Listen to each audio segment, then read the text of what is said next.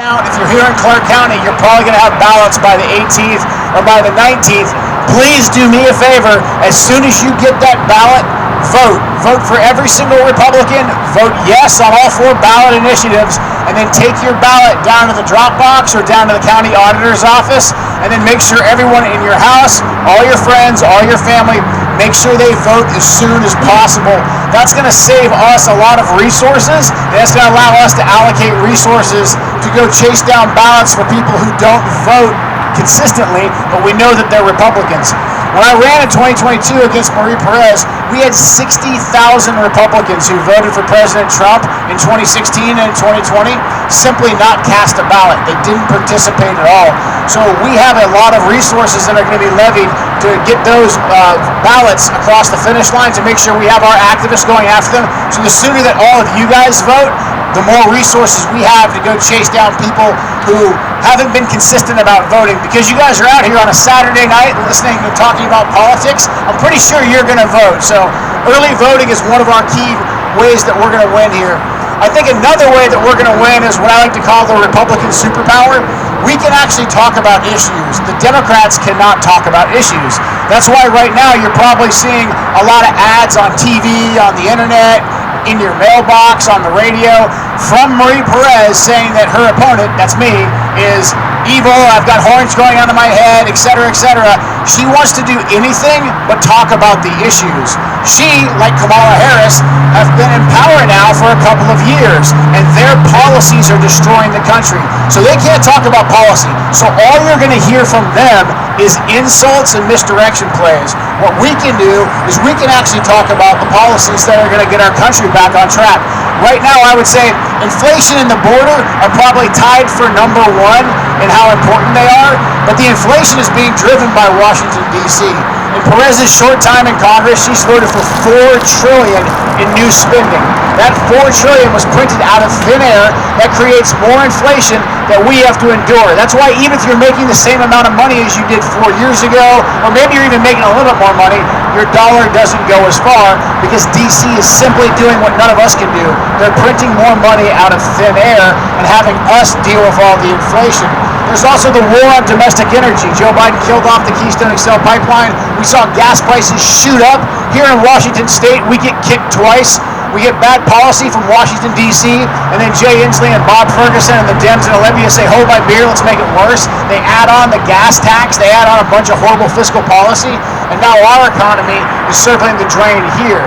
So those policy decisions on the economic side, we can get those under control by balancing the budget, stop printing money, make the U.S. government do what American families have to do every single month.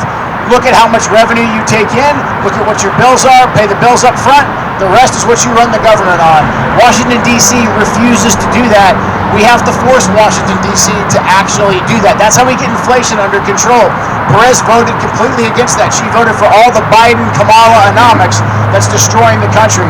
The border and the crime coming from the southern border and the massive national security threat that is another major issue. One of the first votes that Marie Perez took in Congress was to leave the Biden-Harris border wide open. And since then, we've seen fentanyl deaths skyrocket in the district. We literally have our loved ones and neighbors dying from fentanyl overdoses.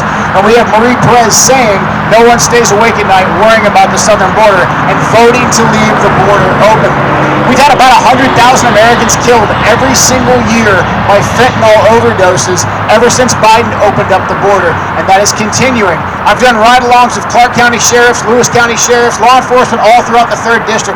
They all say the same thing, that the fentanyl is coming from our wide-open southern border down in the San Diego area. I've actually been down to the border twice. I went and got ground truth to see for myself the actual border invasion down in the San Diego area.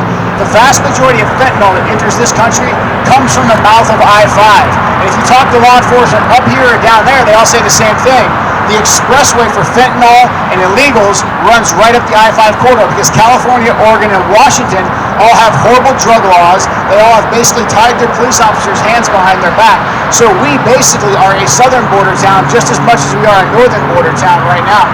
The open border is also directly tied into the inflation.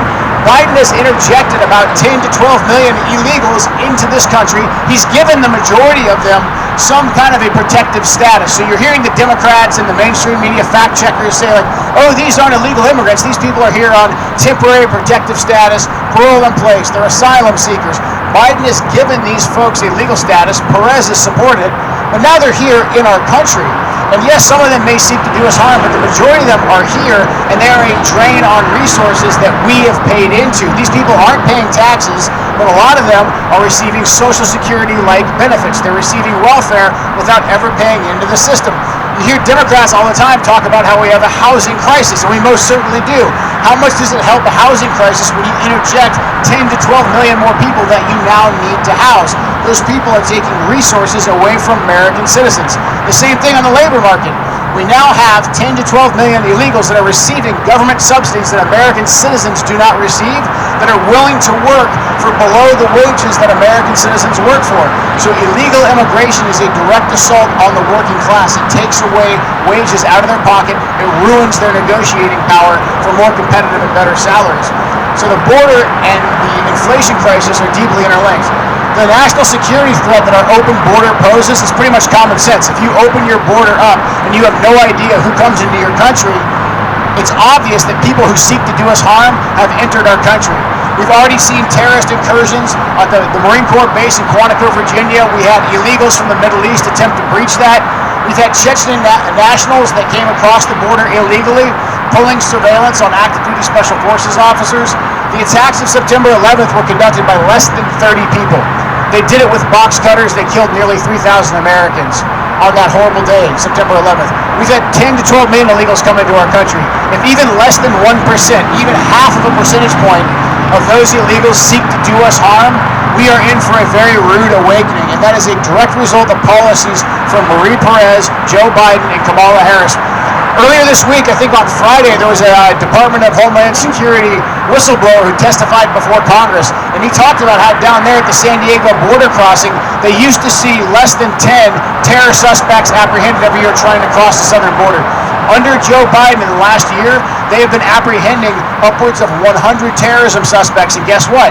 They were instructed by the Biden-Harris administration to release them into the interior of the United States. So under Marie Perez's watch, we've released hundreds of terrorism suspects into the interior of the United States of America. This is a major crisis. Another really big issue, to bring it a little bit more close to home, is the war on our children. I won't be too graphic because there's kids here, but if you have kids here in the schools in Washington State, you understand what's being taught to our children. Republicans in the House attempted to throw us a lifeline with two really key pieces of legislation. Number one was the Parental Bill of Rights. That said, if a school wants to receive federal grant money, it has to give the parents transparency on the curriculum. It has to show the parents what library books are in the schools and what the kids are being taught. Perez and every Democrat voted against that. They voted against parental transparency. The next really key piece of legislation, and this is just common sense, this one said that men can't go into your daughter's dressing room, locker room, and they can't compete against them on the athletics field.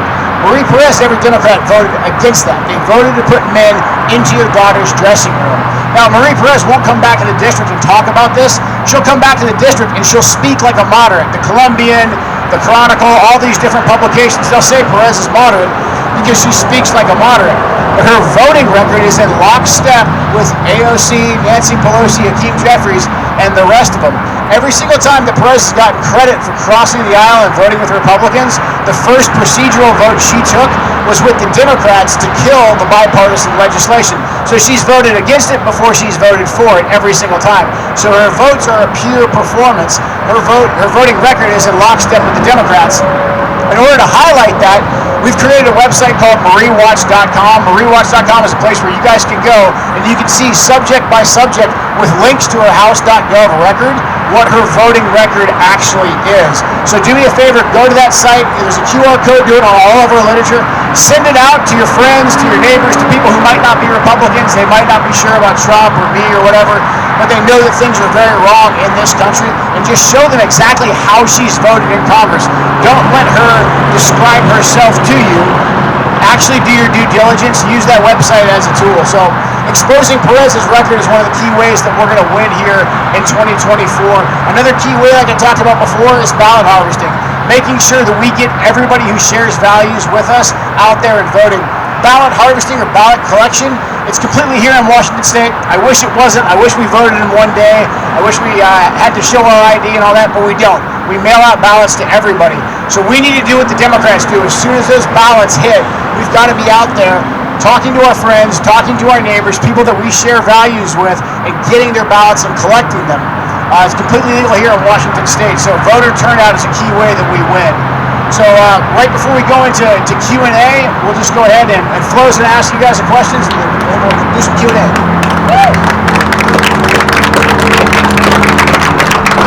This is an awesome crowd. Thank you guys so much for showing up. This is wonderful. I am inviting you. We're going to pass out some envelopes, and I'm inviting each one of you to be a part of this movement to get Joe Kent elected and put in Congress and replace the Democrat that's currently there. Every day I get telephone calls, emails saying, hey, there's these nasty ads from Marie Perez, and Joe needs to put more ads on there and take care of business. And my response every time is, hey, we need money to do that. Every one of those commercials cost a lot of money, thousands of dollars every time that commercial is shown. If you can please help contribute, we'd really, really appreciate that. Another thing is we're asking, as Joe said, for you to vote the day you receive your ballot. We're going to have a place here where you can turn in your ballot if you'd like, and we will directly take it to the auditor's office. When you vote on the first day, that saves us a huge amount of money.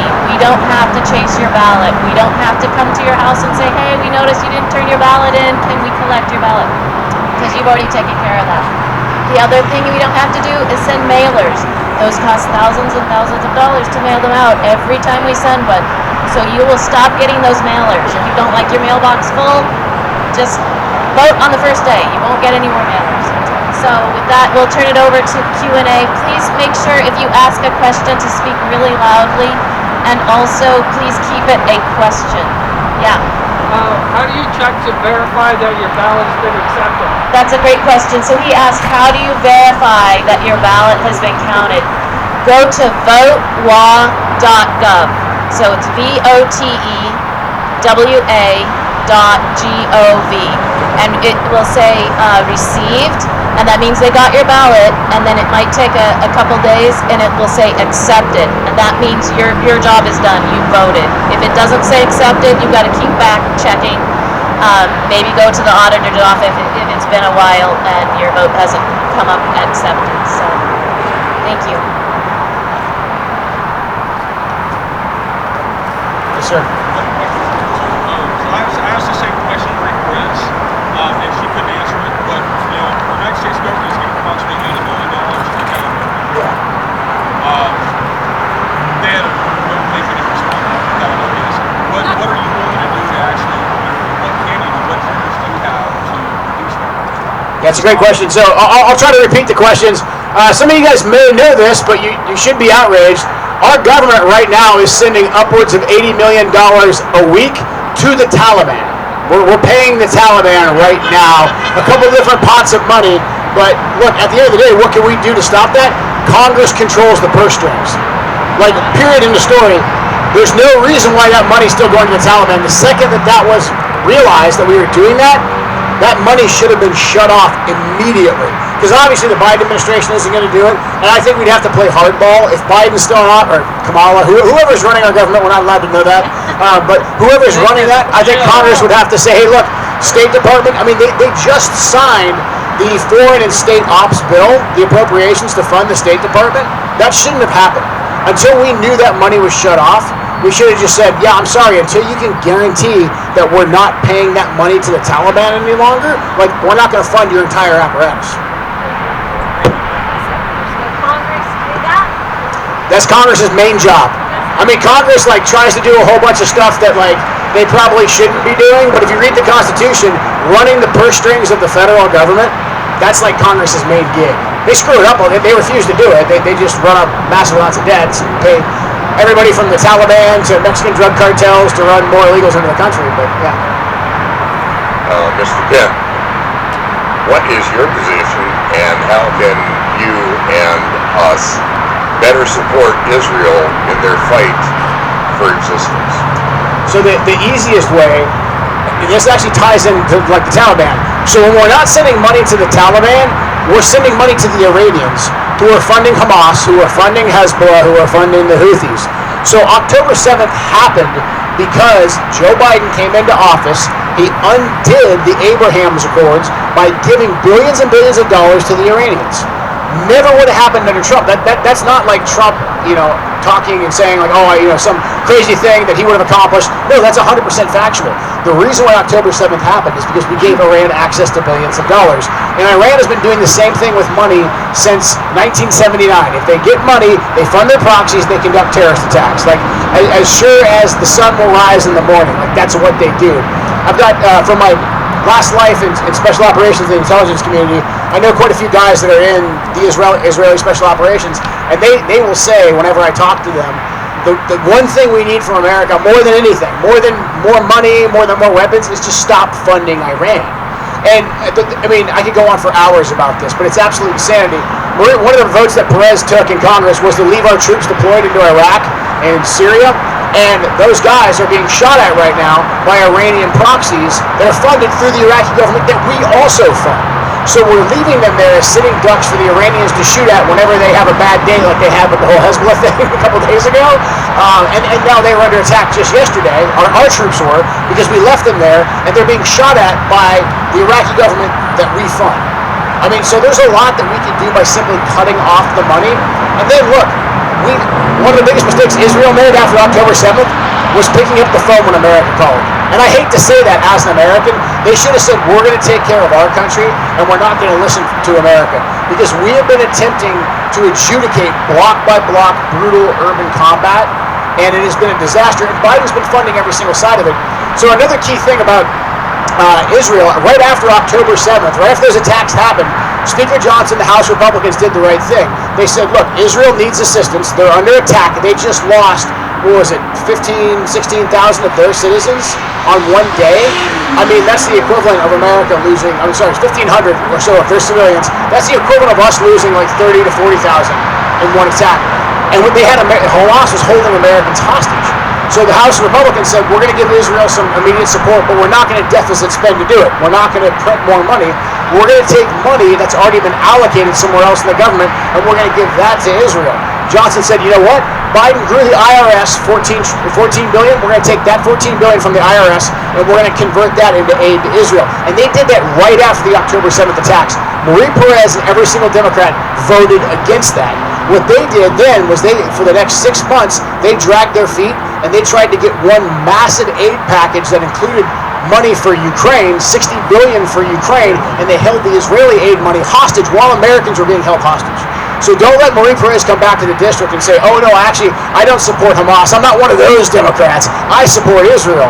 No, she drug her feet and she held the aid money hostage while we actually had Americans in harm's way. But again, the biggest issue is just funding Iran. We can cut that off. We can do that. That's actually relatively easy.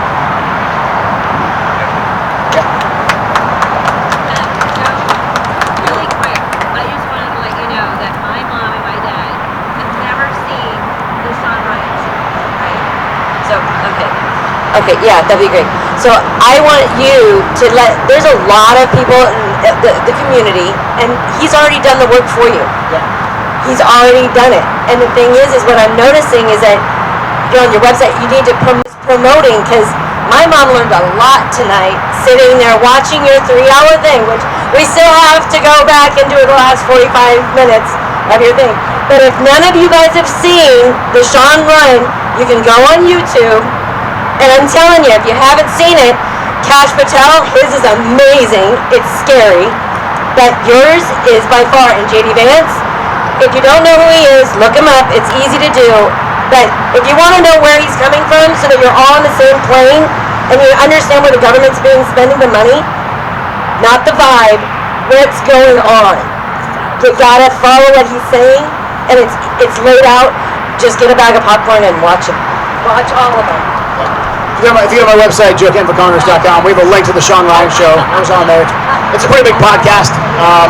It's also on YouTube, but if you want to know a lot about me, it's like a 4-hour conversation. So we kind of go through everything: my life, my late wife, foreign policy, the congressional round. So yeah, thank you.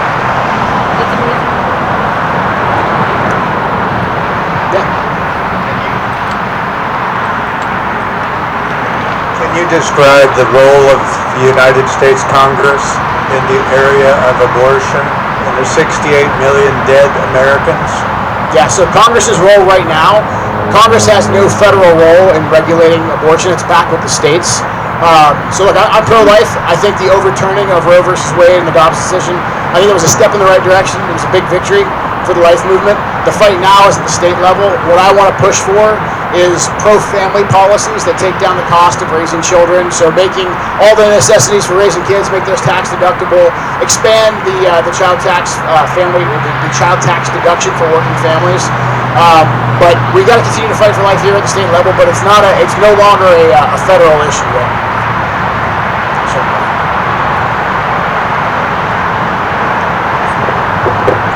Okay. I like your right to life. I like the words choose life. And I would like to see policies and a moderation, because the pro-life and they're in two different camps. I'd like to see a moderation. I'd like to see all women choose life for their unborn child, which means showing them what they can do to take care of the baby. I would like to see affordable.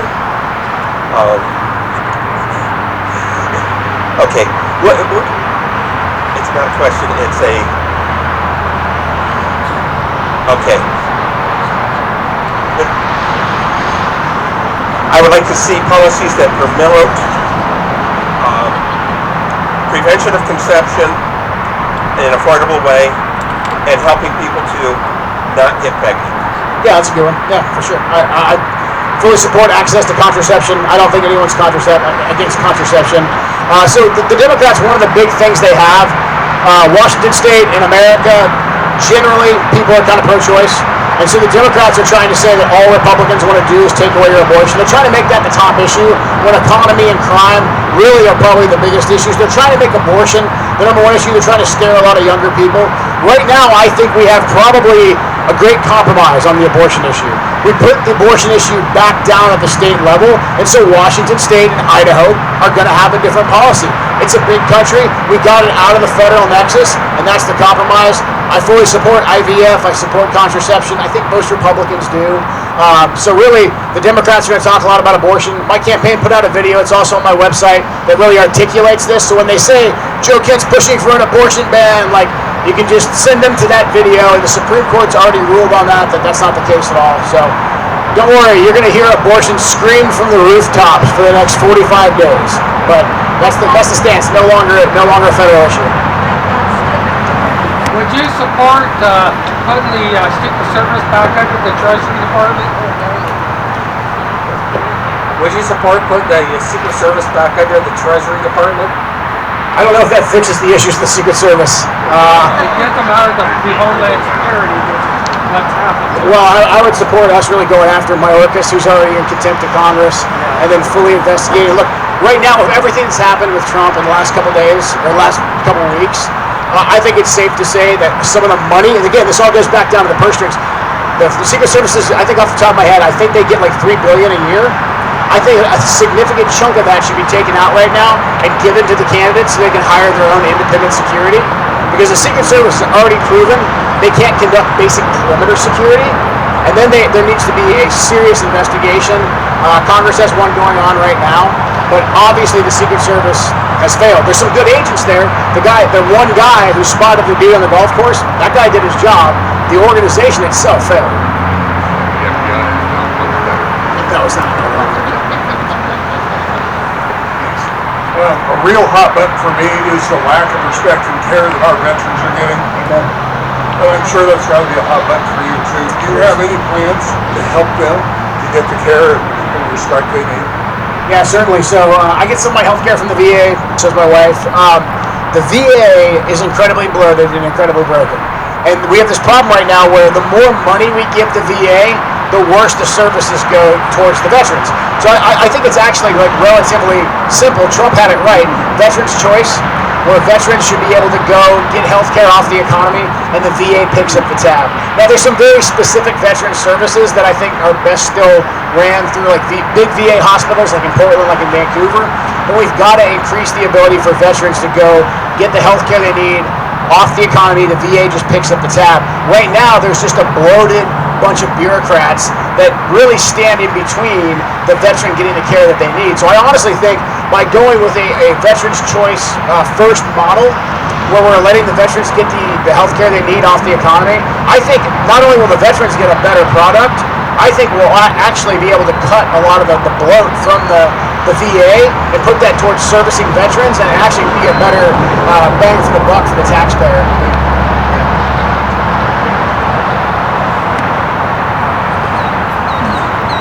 Answer all the questions. This is probably a stupid question, but I never know.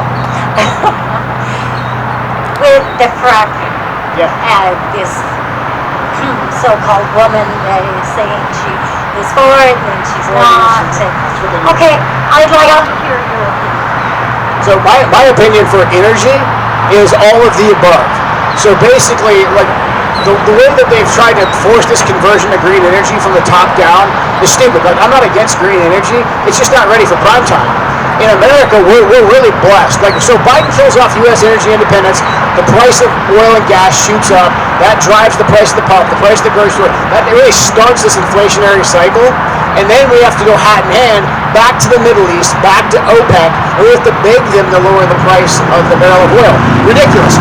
Here in America, between what we have in West Virginia, Texas, and Alaska, we have our own 3 Saudi Arabias.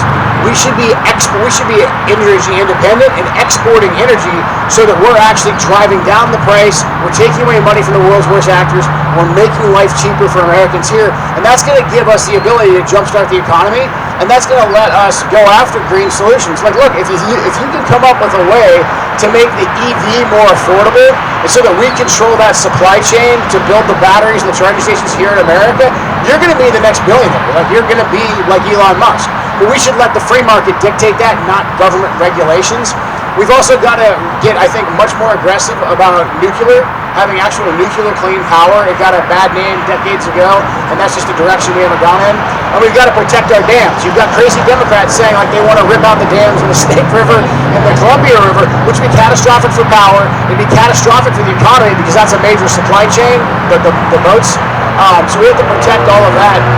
One of the key pieces of legislation that Perez signed on to, she signed on to the rapid conversion to green and the mandates, and she also signed a waiver that let the U.S. government circumvent and not use American manufacturing to source the EV raw materials and EV charging stations. So she undercut all the American jobs that should be used to actually build that infrastructure in preference of China.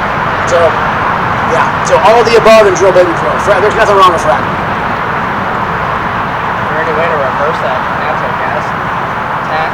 Yeah, so you can reverse the natural gas tax, the natural gas ban, and the gas tax at the top of your ballot this November. When you get your ballot, the first 4 things you're going to see above that are the ballot initiatives. Vote yes on all of them. One's the natural gas ban, one's the gas tax, the other one's the long-term insurance. What's the 4th one? Forgot the 4th one.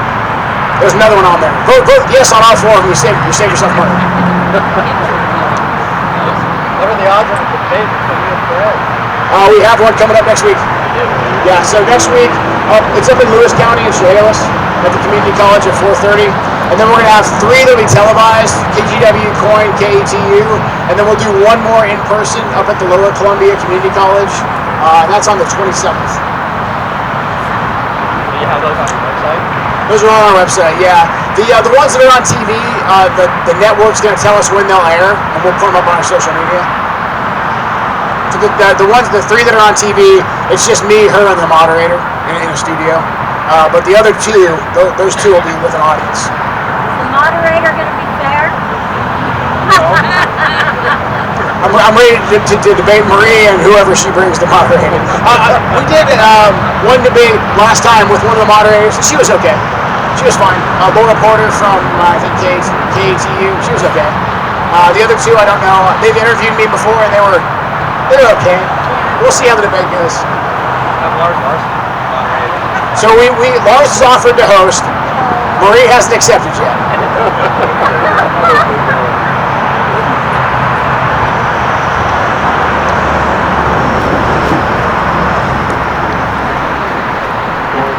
Everybody loves to say, like, on my first day in office.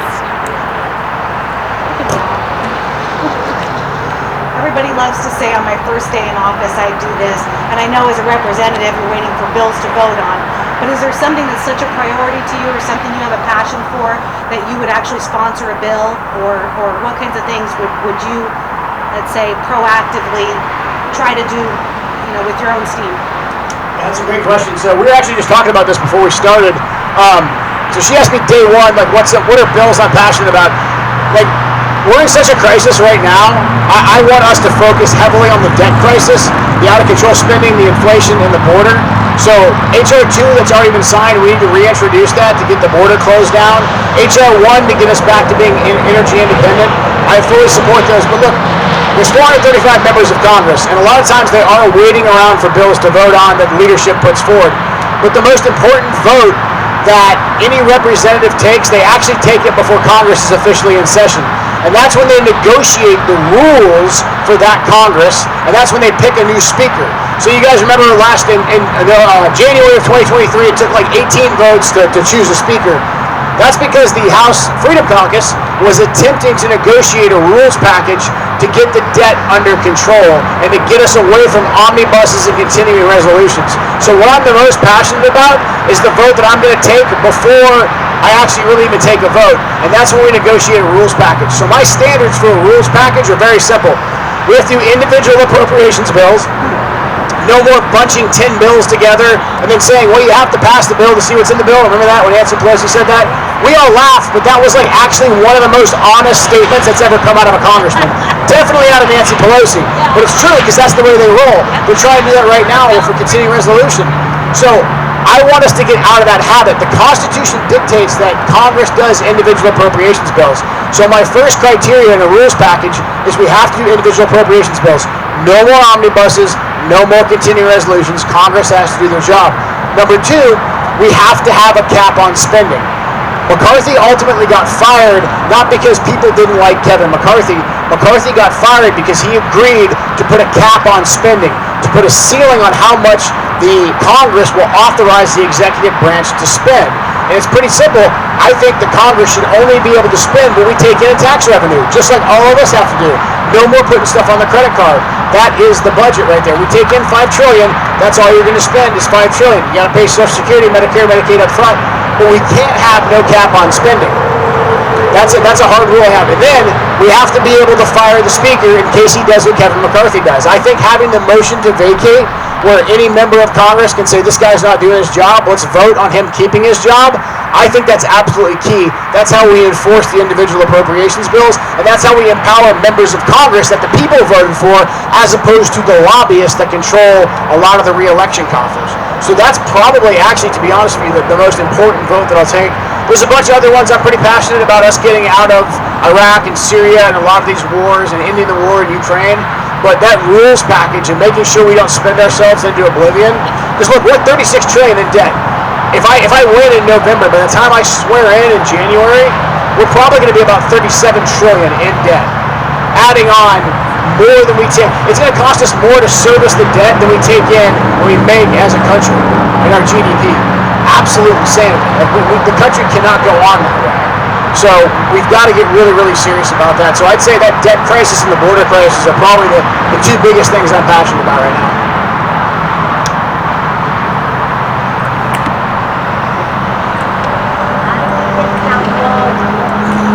What's that? Get the wall built? How do we get that wall built? We have to get Trump in there to build that wall. 100%. Yeah. Build the wall, get the military down there. One more, more as a hypothetical, to be on track with the threat of the port workers on the East Coast threatening to strike and shut down the economy. Effectively the United States, not just the East Coast. Right? As a representative, what would you be willing to do make sure that didn't happen. Yeah, so he's asking about the looming, right now for people who don't, actually it hasn't gotten a lot of media coverage.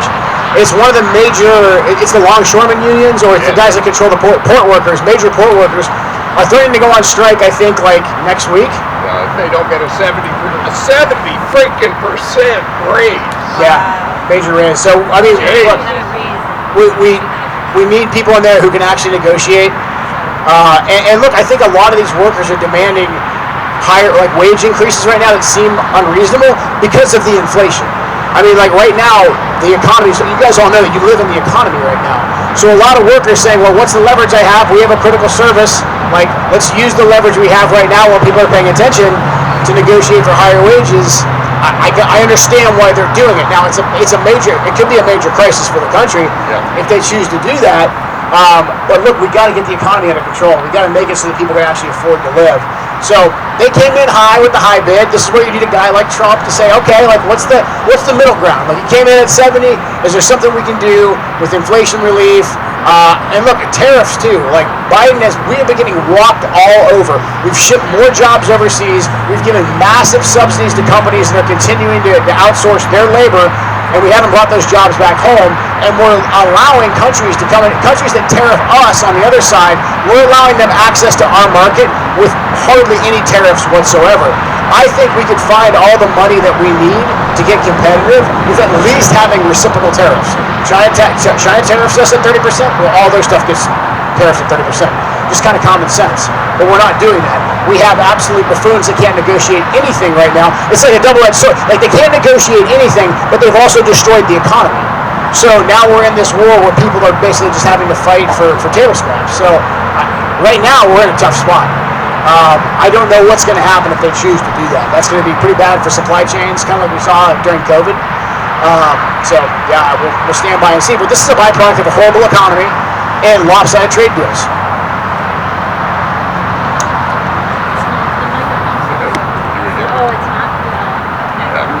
Do you think it helped that the Teamsters went for Trump? Yeah. So she pointed out that the Teamsters just endorsed Trump de facto. The majority of the Teamsters. Like, I think, are you guys here in unions? You don't have to raise your hand if you want to. Look, I think union workers are our people. Union leadership, for whatever reason, isn't. But I think we are winning over union workers because look at what the Democrat policies are. The Democrat policies prefer foreign imported labor, illegal and legal, and they prefer foreign markets. Only the America First movement, only President Trump is fighting to have us build things here in America with American hands, period, in the story. So the pro-labor party, the pro-worker party, truly is now the Republican Party. Historically, that hasn't been the case, but that's why we saw the Teamsters come over to President Trump. So I think it's a fantastic thing. I'm pro-union. We got a lot of great unions here. So I think we're seeing a major realignment. It's not going to happen overnight, but I think in 10, 15 years, you're going to see most of the unions coming over to the Republican side.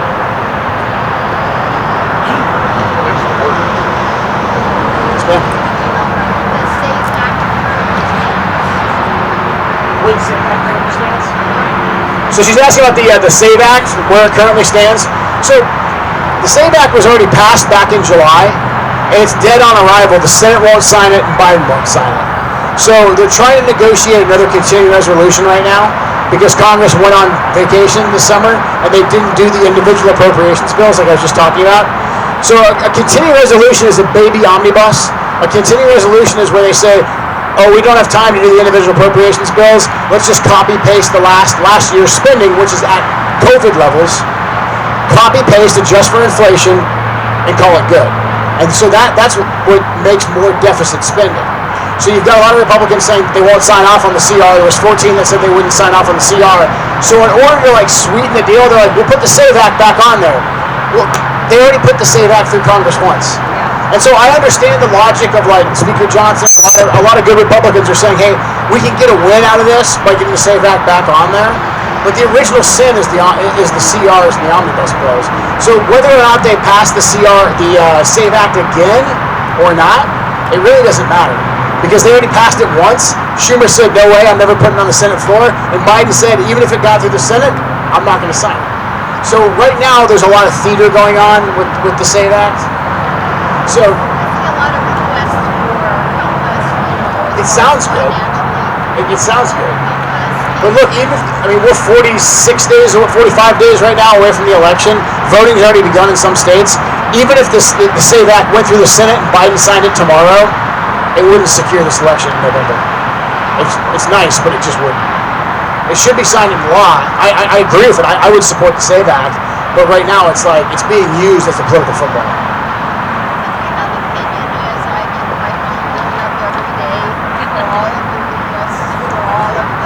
I'm probably one of them, yeah. It's okay. But, you know, you as well, do you have an opinion as to what funds you have is best spent? So donating directly to the candidate, donating directly to candidates you support individually. So we're going to use any money that we get right now, it's going to be used to get our word out. We have a very expensive media market. So it costs thousands of dollars for us to put, not just to make a commercial, actually making commercials isn't that expensive, but actually getting them good airtime in the Portland and Seattle media market is very expensive for us. But also we're going to be paying professionals to go out and help us collect ballots as well. So that's another big thing too. That's where we spend our money. Are in dire, we need to win here, we need to win here. What about those, people that are, candidates they're going up, the big time, whether it's in Pennsylvania or Wisconsin or, where do people like us make enough difference? Or So right now in the House of Representatives, we have about a 3-seat majority. That's why you're not seeing a lot of good stuff coming from the Republicans, because our majority is so thin. So the House Republicans have what they call the young guns. I'm one of them. And the young guns are people who have a good chance of winning, but they're in competitive seats. So they're in a seat that was only lost, we lost by less than a percentage point. But if we can flip those seats, those young gun seats, then we'll have almost a 10-seat majority. So if you go to the NRCC, the National Republican Congressional Committee, or if you just Google